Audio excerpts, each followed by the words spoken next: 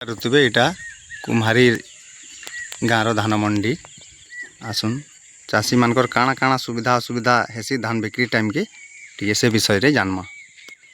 आपनकर परिचय टी देबे आज्ञा। मोर ना राधेश्याम नायक मुई कुम्हारी रो जने चाषी है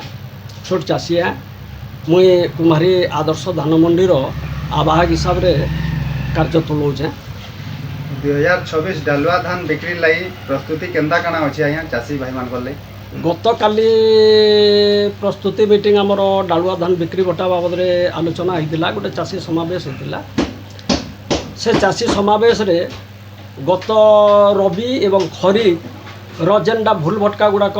आलोचना के आसीला आगामी दिन में चाषी ठीक हिसाब से जनता धान बिकी पारवा ठीक हिसाब से तार प्राप्य ठीक टाइम रे पाई पारवा से लगी विशद हिसाब से आलोचना है और समस्त प्रकार पुंखानुपुंख व्यवस्था करवार लगी सर्वे सहमत हेले।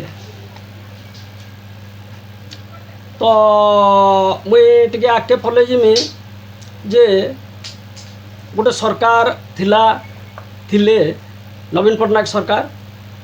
सेते बेले धान बिक्री बटारे बहुत अव्यवस्था होता मोर पाखे गोटे ओडिशा ये गोटे गैजेट अच्छे ओडिशा चाषी कांदुछे छत्तीसगढ़ चाषी हसुचे सेते बेले चाषी बहुत दुखे थिला सेते बेले गोटे आवास टी आसुला मुई तो भाई चाषी मते दे दियो न फासी एबे किंतु सिस्टम रे टिके परिवर्तन होइचे रिमोडलाइज होइचे परिवर्तन पूरा होइचे जे एबे चाषी कहूचे मुई तो भाई चाषी धान बिक्री रे मुई बहुत बड़ खुशी आओ आपण देखून जे 24 बरस भितरे धान बिक्री भटारे चाषी लगी किसी सुव्यवस्थित ना थी मार्केट सिस्टम सेते बेले चाषी धान ना बिकुथी तार खलारू सीधा तृतीय पक्ष दलाल जे कहूला से मिल के धान नहीं होता गुटे गुटे पार क्विंटाल रे 200 टंकार मुनाफा सेते बेले आसूला। गत मार्च 17 मार्च रे ओडिशा विधानसभा रे गोटे एमेंडमेंट आनले सेते बेले 2930 टंका करवार लगी नवीन पट्टनायक डिक्लेयर कले किंतु 30 टंका भी दे ना पारले गला सोहला मीटिंग रे से 100 टंका बोनस देवार लगी घोषणा कले किंतु 100 टंका तो 100 टंका 100 पैसा भी बोनस दे ना पारले एबे मोहन सरकार 800 टंका पार क्विंटाल बोनस देवारटा एटा बहुत बड़ तमने अचिवमेंट है चाषी मान लगी जना पड़ुचे जे से बहुत दरद अच्छन मुख्यमंत्री 3100 टंका जेन घोषणा करते 3100 टंका 100% कार्यकारी करवार लगी टोटल ओडिशा प्रशासन चेष्टा कर अपन शासन और प्रशासन के टिके देखबे आमे गला खेड़ 100% टोकन जेनरेट होकर 100% धान बिकबार लगी ओडिशा सरकार प्रशासन को धन्यवाद देचु मानपत्र देचु उपटकन देचु